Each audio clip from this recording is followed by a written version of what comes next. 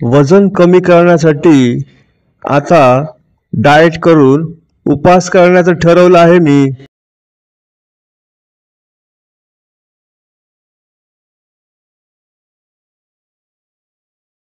वजन कमी करण्यासाठी पंतांनी डाएट करून उपवास करण्याचे ठरवले।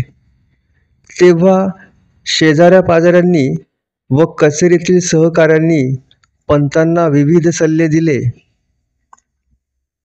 पंतांच्या चाळीतल्या सोकाजी त्रिलोकेकरांनी त्यांना बटाटा सोडण्याचा सल्ला दिला, एकाने भात सोडण्याचा सल्ला दिला, तर काशीनाथ नाडकर्णी म्हणाले डाळ सोडा। कोणी साखर, मीठ, कोणी लोणी, तूप सोडायला सांगितले।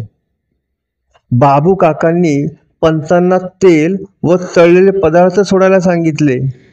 कोणी तर चक्क दिवसा झोपणे सोडा व पत्ते खेळणे सोडा हेही सांगितले। पंतांच्या कचेरीतील सहकाऱ्यांपैकी जगदाळेंनी रोज रनिंग करण्याचा म्हणजे धावण्याचा सल्ला दिला, तर कुमारी कमलिनी केंकरे हिने दोरीवरच्या उड्या मारायला सांगितले।